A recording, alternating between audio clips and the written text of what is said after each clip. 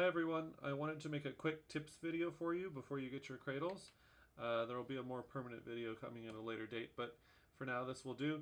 The first thing I wanted to talk about is that when you get your cradle and all the other things that you're getting, you're going to get a hex key just like this one, and always grab this side. So you're going to grab it here and then use this side to put into the screw. So you grab the short side and you use this side, so it would look something like this, and you'd put that in there and then you can adjust the screw that way. Don't go like this and put the short side in and then adjust it this way. It just, you can put too much torque on the screw this way, so always grab onto the short side. The other thing to keep in mind is that this this bottom clamp right here, you don't actually need to tighten this very much. All it's doing is holding this from rotating. So it's you don't really need it that tight. It's also got a lot of surface area in there to clamp with. So only tighten this screw and just barely enough to where this won't rotate on you.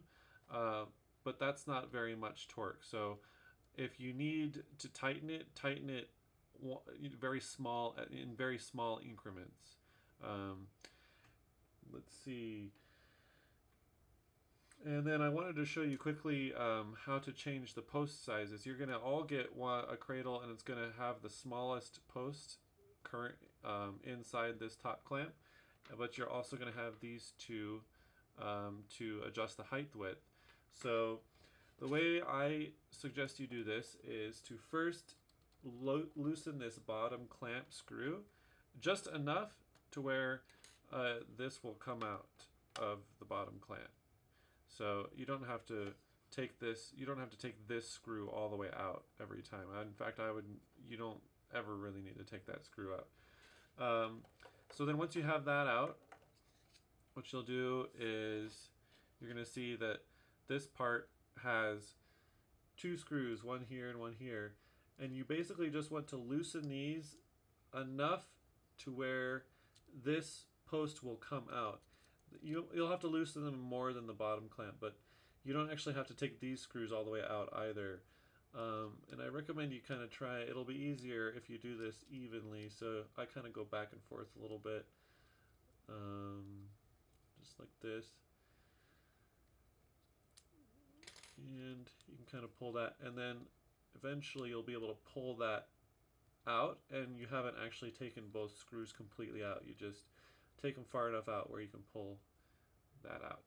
So then you take your other post, whatever it might be, and push that ball in there, and then you want to get it to where the ball will move, because you're going to want to adjust, other things once you get it onto the violin. So I get it close to where it's tight, but just not quite tight, like this. And you want to do this evenly so that the space on this side and this side is close to one another. You don't want one side to be a whole lot wider than the other. That would be uneven and will put undue stress on the parts. So I got it to where now it'll move, but it's kind of snug in there. And then all you need to do is plop that back in there. And then, because the cradle can move in so many different ways, you're going to find that, I find anyways, that it's best, because that angle is on that post, when you rotate that post, it actually will move the cradle, like this. So you'll be able to move it in over the top of the violin or back out, side to side.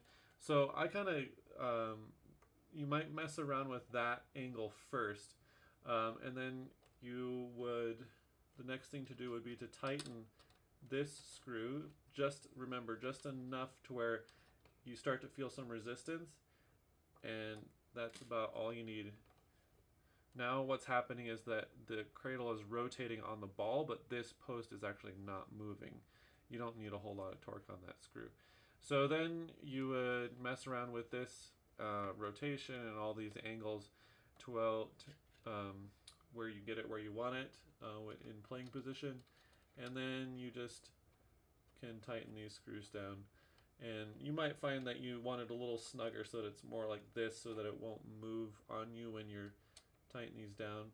You'll get a sense for how that works. But these ones will probably need to be tightened a little.